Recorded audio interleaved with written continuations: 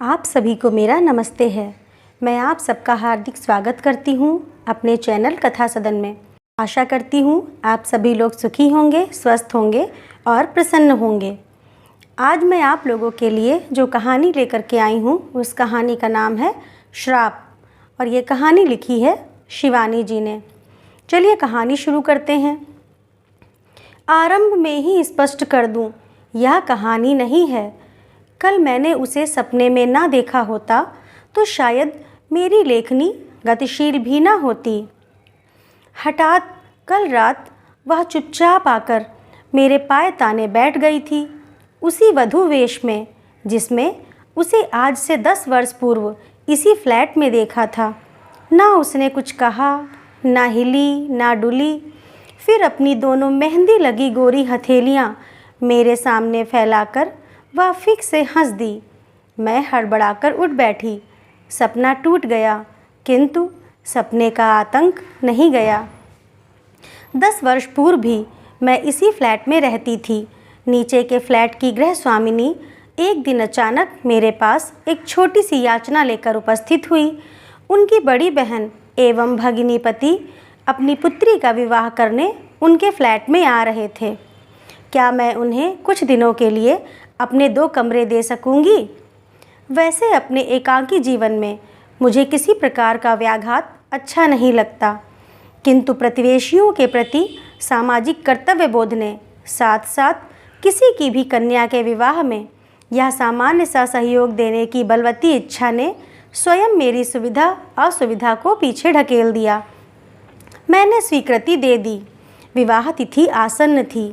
इसी से देखते ही देखते अतिथियों की भीड़ जुटने लगी।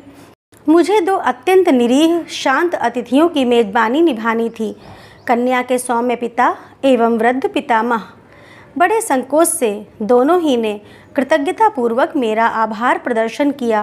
क्षमा कीजिएगा, आप ही को कष्ट देना पड़ा, पर हम आपको कोई भी कष्ट नहीं होने देंगे, केवल रात सोने के लिए आएंगे। और सचमुच ही मुझे यह पता नहीं लगा कि मेरे यहाँ सर्वथा अपरिचित अतिथि आए हैं। उनके रहने से मुझे रंच मात्र भी असुविधा नहीं हुई। यही नहीं, उनके जलपान, भोजन, चाय के साथ साथ मेरे लिए भी थाल लगकर आने लगा। शामियाना लग गया था। दरियों पर 20 दर्जन बच्चे नए नए कपड़े पहन गुलाठे खाने लगे थे। हलवाई ने चूल्हे का विधिवत पूजन कर कड़ाही चढ़ा दी थी।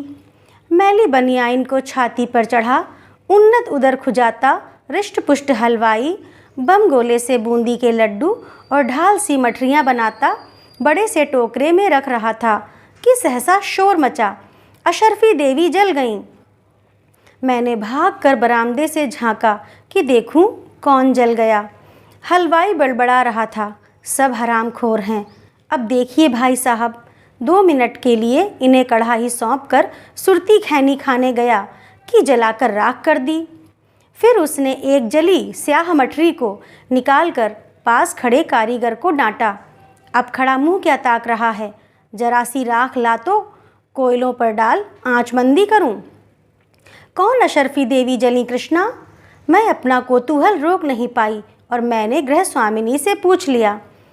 अरे मट्ठी जल गई, उसने हंसकर कहा। हमारे यहाँ लड़की की ससुराल को ऐसे 125 लड्डू और 51 मट्ठियाँ भेजी जाती हैं। हर मट्ठी पर घर की बड़ी बूढ़ियों का नाम लिखा जाता है। अशर्फी देवी बिट्टी की होने वाली ददिया सास हैं। उन्हीं की नाम लिखी मट्ठी जल गई। मुझे हंसी आ गई। अपने पीछे खड़े कन्या के पिता को मैं देख नहीं पाई थी। अब देखिए ना, वे खिसियाए स्वर में बोले, कैसे बेकार के रिवाज हैं, पर एक हम हैं कि इन्हें मनाए जा रहे हैं, पर मजबूरी है, ना करें तो सोचेंगे हम पैसा बचा रहे हैं। कन्या के पितामह सारा दिन ही सड़क पर टहलते रहते। मैंने एक दिन देखा, इधर उधर देखकर उन्होंने एक ठेले वाले को रोककर 4 केले खरीदे और जल्दी जल्दी खा गए। घर का आंगन तो मिष्ठान्न पकवानों की सुगंध से सुवासित हो रहा था। फिर ये बेचारे भूखे कैसे रह गए? कन्या के पिता को नीचे जाने में जरा भी विलंब होता तो नीचे से कर्कश स्वर में कन्या की माँ अधैर्य से पुकारने लगती, सोते ही रहोगे क्या? अमीनाबाद से रजाई का बक्सा कौन लाएगा? मेरा बाप। मैं स्तब्ध रह गई थी, यह जानकर भी कि पति एक सर्वथा अपरिचित ग्रह का अतिथि है और मेजबान भी बरामदे में खड़ी हैं। ऐसी औदत्यपूर्ण अशालीन भाषा का प्रयोग। असल में अचानक ही विवाह तिथि निश्चित हुई। उस पर वर पक्ष का आग्रह था कि हम लखनऊ आकर ही विवाह करें। इसी से बेचारी कुछ घबरा गई है। उस पर हाई ब्लड प्रेशर है, आप अन्यथा ना लें। कन्या के पिता ने पत्नी की अशिष्टता की कैफियत दी तो मैंने हंसकर कहा, कन्या के विवाह में किस माँ का पारा नहीं चढ़ता, कौन पत्नी पति पर नहीं बरसती। मैंने भी 3-3 कन्यादान किए हैं। आश्वस्त होकर वे चले गए, किंतु जिस दिशा को जाते बेचारे पत्नी के शब्द बेदी बाणों से निरंतर शरविद्ध होते रहते। हद है, 100 बार कह चुकी हूँ कि बैंक से रेजगारी लानी है, नए नोट लाने हैं। अरे आखिर कब नोट आएंगे और कब उनकी माला बनेगी? पर कोई सुने तब ना अभी तक हलवाई को बयाना दिया गया है, ना सकोरे पत्तलों का इंतजाम हुआ है। आखिर आप कर क्या रहे थे अब तक? जितना ही कर्कश स्वर पत्नी का था उतना ही कोमल स्वर पति का था। गुनगुनाकर न जाने क्या कहते कि उत्तर सुन नहीं पाती। रविंद्रनाथ ने नारी के 2 रूपों का वैशिष्ट्य बताया है, जननी या प्रिया। मेरी धारणा है कि पुरुष के भी 2 ही रूप हैं, स्वामी या सेवक। बेचारे मेरे अतिथि दूसरी श्रेणी में आते थे। लगता था उनका अपना कोई अस्तित्व ही नहीं है। उस दबंग स्वर की गरियसी स्वामिनी को देखने का कौतूहल ही मुझे वहाँ खींच ले गया। उनके दीर्घांगी मेद बहुल शरीर को देखकर मुझे लगा कि उस व्यक्तित्व के चौखटे में वह रोबीला कंठ स्वर एकदम ठीक ही बिठाया है विधाता ने। आपने बड़ी कृपा की। कन्या की माँ ने बड़े आदर से मुझे बिठाया। वहाँ तो हमारी इतनी बड़ी कोठी है कि 100 मेहमान भी आ जाएं तो पता ना लगे, पर लड़के वालों की जिद थी कि हम यहीं आकर शादी करें। अरे दिव्या, क्या कर रही है? यहाँ आकर देख कौन आया है। फिर मेरी ओर देख वे हंसकर बोली, अजी आपकी किताबों के पीछे तो यह दीवानी है, एक कहानी नहीं छोड़ती। बेचारी, तब क्या वह जानती थी कि एक दिन उसे भी मेरी कहानी नहीं छोड़ेगी। एक गोरी दुबली पतली किशोरी लज्जावनता मेरे सम्मुख खड़ी थी। चेहरे पर वही अद्भुत लुनाई आ गई थी जो विवाह तिथि निश्चित होने पर साधारण नैन नक्श वाले चेहरे को भी असाधारण बना देती है। जिसने भी उसका नाम रखा था वह निश्चय ही साहित्य रसिक रहा होगा। मेरा अनुमान ठीक था। एक बार सुमित्रा नंदन पंत जी हमारे यहाँ आए थे, तब यह 3 साल की ही थी। हम इसे टुइयाँ कहकर पुकारते थे। बोले, यह भी भला कोई नाम है, दिव्या कहकर पुकारो। बस तभी से यह दिव्या हो गई। यह तो अभी बहुत छोटी है, आप अभी से इसकी शादी किए दे रही हैं? मैंने कहा, अजी छोटी काहे की, 18वें में पड़ेगी, देखने की है बजरबौनी। इसकी उम्र में तो हमारी 2 बेटियां हो गई थीं। उसी दिन दिव्या के पिता ने मुझे बताया कि उनकी भी इच्छा अभी दिव्या का विवाह करने की नहीं थी, पर लड़का अच्छा मिल गया। उनकी इस साली ने ही रिश्ता पक्का किया था। आप तो जानती हैं, हम लोगों में अच्छे लड़के के लिए अच्छी खासी रकम देनी पड़ती है। दुर्भाग्य से हम कान्यकुब्ज ब्राह्मण हैं। हमारे यहाँ एक प्रकार से रेट बंधे हैं।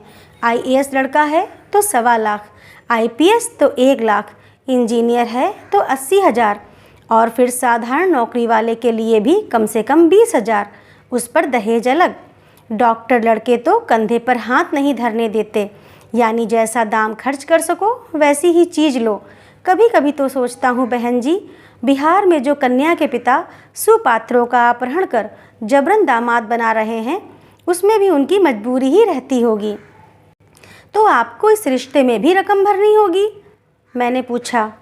और नहीं तो क्या, पर ये लोग शरीफ हैं, इन्हें लड़की पसंद है। कहा है कुछ नहीं मांगेंगे, हम अपनी बिटिया को जो देना चाहें दे दें।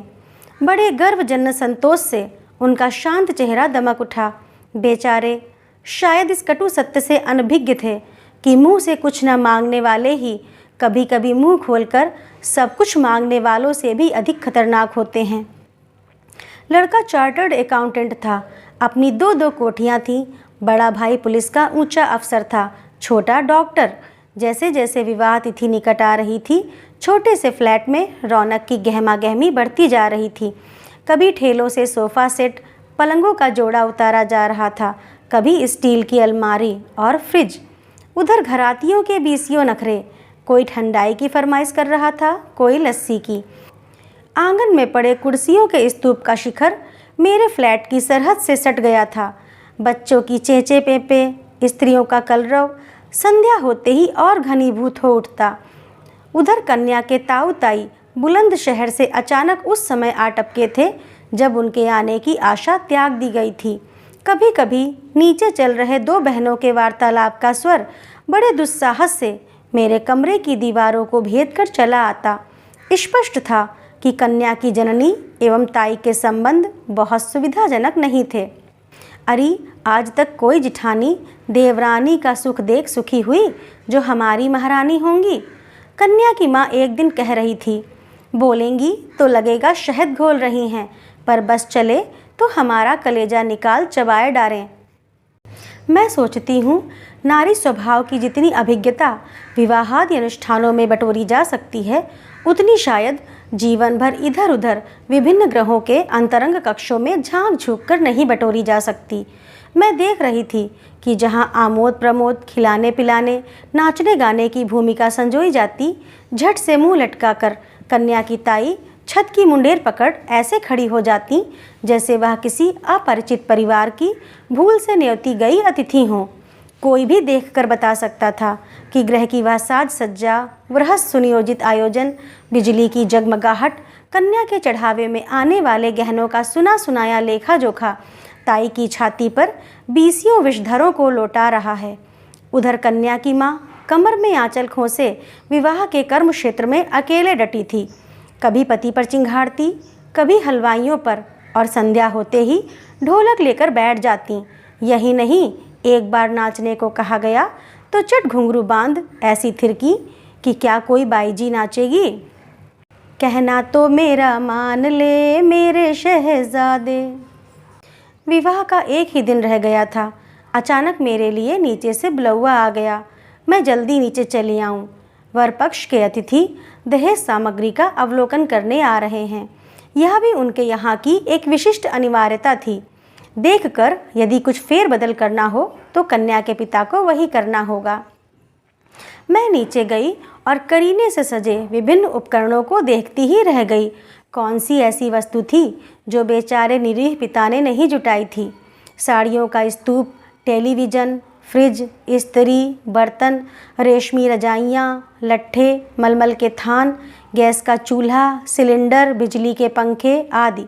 इतने ही में अचानक स्त्रियों की भीड़ में भगदड़ मच गई। आ गए कहती कन्या की माँ सिर पर आंचल खींच द्वारपाल की मुद्रा में सतर्क खड़ी हो गई।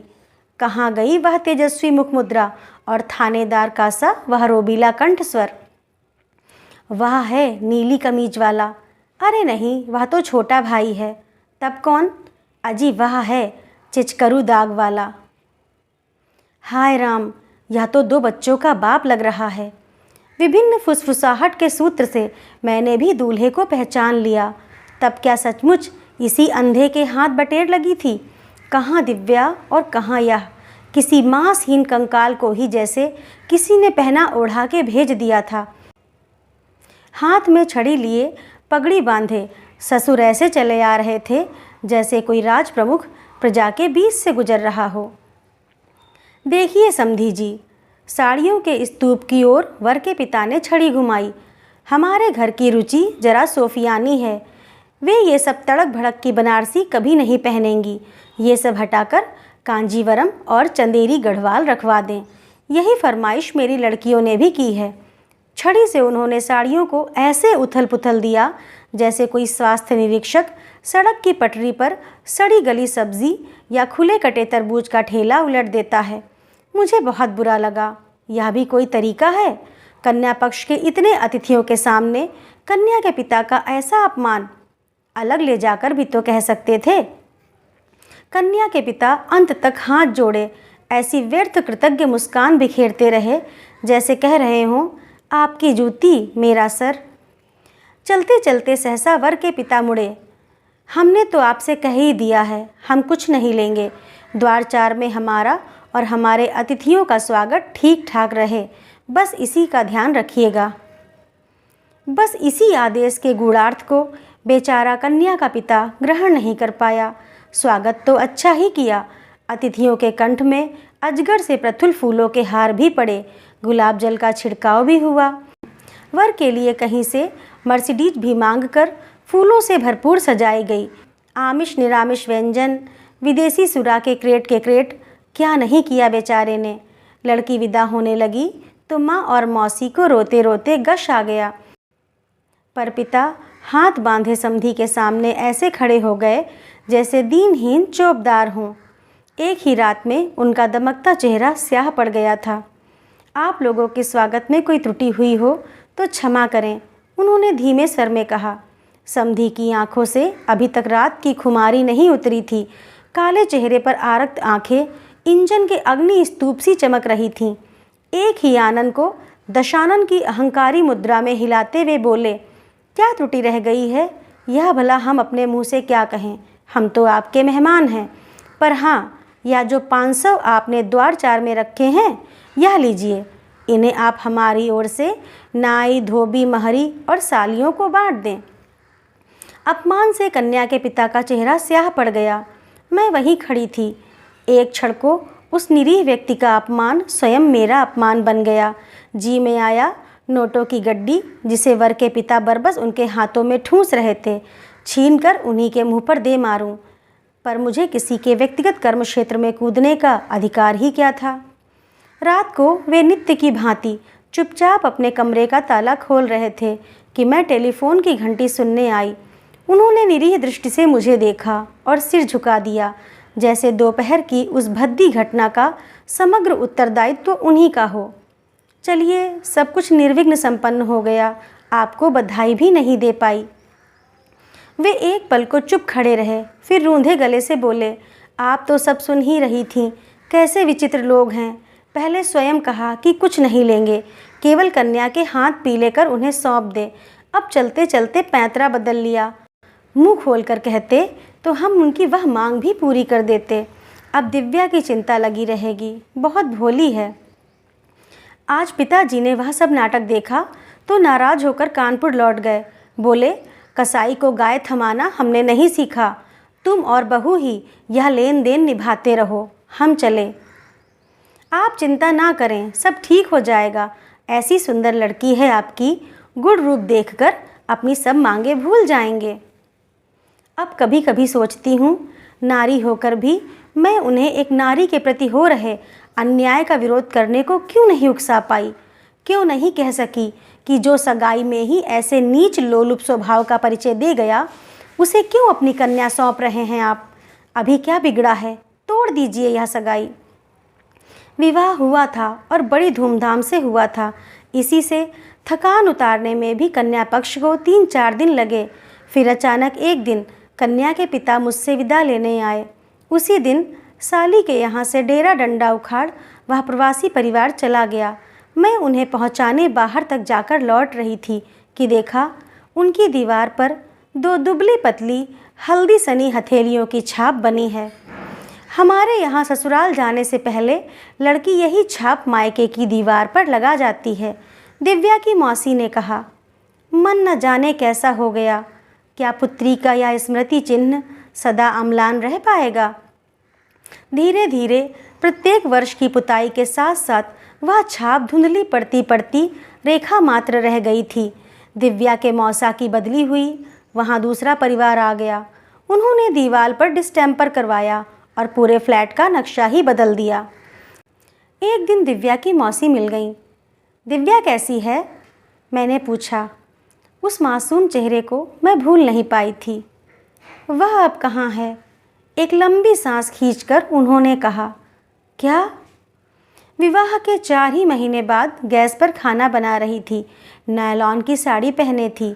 आंचल में आग लगी, मिनटों में ही झुलस गई। दूसरे ही दिन खत्म हो गई। भारी मन से मैं घर लौटी। दीवार देखते ही वे धूमिल हथेलियाँ जैसे वह खोलकर मेरे सामने खड़ी हो गई। पर क्या सचमुच ही उसका आंचल अनजाने में आग पकड़ बैठा था? उसकी विदा के क्षण उसके ससुर का उग्र कंठस्वर फिर कानों में गूंज उठा। क्या त्रुटि रह गई है या भला हम क्या बताएं? उसी त्रुटि को बताने तो कहीं उस दशानन ने उस फूल सी सुकुमार लड़की की हल्दी लगी हथेलियों की छाप सदा सदा के लिए मायके की दीवार से नहीं मिटा दी? पर ऐसा कुछ हुआ होता तो उसकी मौसी कुछ तो बताती, पर जो मौसी नहीं कह पाई वह स्वयं उसकी माँ आकर बता गईं। किसी वकील की राय लेने लखनऊ आई थीं, मुझसे मिलने भी चली आईं। मुझे देखते ही रोने लगीं। आपका ऑटोग्राफ लेगी कहती रही। शादी के भागम भाग में सब भूल गई। मार डाला कसाईयों ने, मैं भी नहीं छोड़ूंगी। मेरी कोख बलबला रही है बहन। खबर पाते ही मैं अस्पताल भागी। लड़की तड़प रही थी। बहन ने कहा, जीजी तुम मत जाओ, देखा नहीं जा रहा है, पर मैंने उसे धकेल दिया। ओफ, मेरी सोने की छड़ी जलकर कोयला बन गई थी। थोड़ा थोड़ा होश था। मैंने पूछा, बेटी कैसे हुआ या? बोली, अम्मा हुआ नहीं, किया गया। बस आंखें पलट दी। वहाँ उस बयान का साक्षी कोई नहीं था, ना नर्स ना डॉक्टर। हाँ, एक साक्षी थी, स्वयं मेरी सगी बहन। वह मुकर गई। मैंने चीख चीख कर कहा, मेरी बेटी जली नहीं, उसे जलाया गया है। मुझसे स्वयं कह रही है, पर मेरी ही सगी बहन ने मेरा मुंह दाब दिया। क्या कह रही हो जीजी? दिव्या खाना बनाने में जली है, उसे किसी ने नहीं जलाया। तू झूठी है। तेरे पति भी पुलिस के अफसर हैं और दिव्या का जेठ भी। तुम्हारी बिरादरी हमेशा अपने पेशेवर को ही बचाती है। तूने ही यह रिश्ता इन कसाईयों से पक्का किया था। पर बहन, मेरी सगी बहन ही मुझसे नाराज होकर घर चली गई। तब से दर दर भटक रही हूँ, कहीं तो न्याय की भीख मिलेगी। हत्यारा अभी भी मूंछों पर ताव देता घूम रहा है। सुना है दूसरी जगह रिश्ते की बात चल रही है। मैं स्तब्ध थी। वह आंखें पोंछती उठ गईं। इसी से मैं आपके पास आई हूँ।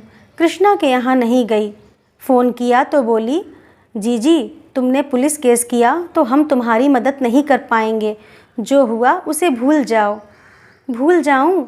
10 महीने जिसे गर्भ में रखा, पाला पोसा, जिस अनजान खूंटे से बांधा, वही गाय सी जो बंध गई, उसे भूल जाऊं? मैंने भी श्राप दिया है बहन। जैसे उस कसाई ने मेरी बेटी को जलाया है, वैसे ही वह भी तिल तिल कर जले। उनकी आंखों से जैसे आग की लपटें निकल रही थीं। सच्चे हृदय से निकली बद्दुआ कभी व्यर्थ नहीं जाती। वर्षों पूर्व ऐसे ही श्राप को फलीभूत होते मैंने स्वयं देखा है। अल्मोड़ा के ही एक ऐसे सच्चे ब्राह्मण के श्राप ने क्या तत्कालीन जेलर को रात बीतते ना बीतते चुटकियों में निष्प्राण नहीं कर दिया था। कुमाऊं केसरी बद्री दत्त जी तब स्वतंत्रता संग्राम में जेल में बंदी थे।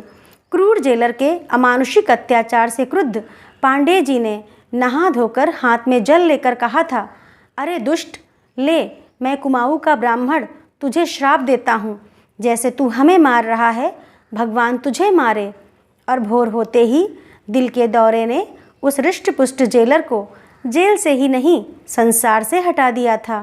फिर तो जहाँ पांडे जी जल हाथ में लेते, सुना है कि बड़े से बड़े अफसर भी उनके चरण पकड़ लेते थे। किंतु अब कहाँ हैं वैसे सच्चे ब्राह्मण और कहाँ है वह ब्रह्म तेज? इतने वर्ष बीत गए, फिर दिव्या की माँ मुझे कभी नहीं मिली। पता नहीं उनके दग्ध हृदय से निकला वह श्राप फलीभूत हुआ या नहीं, किंतु मेरे फ्लैट की निचली दीवार से हल्दी लगी उन हथेलियों की छाप अब एकदम ही विलीन हो चुकी है। तो दोस्तों, कैसी लगी आप लोगों को यह कहानी? कमेंट करके ज़रूर बताइएगा। अच्छी लगी हो तो लाइक करिए, शेयर करिए और ऐसी ही और कहानियों के लिए मेरे चैनल को सब्सक्राइब करिए। धन्यवाद।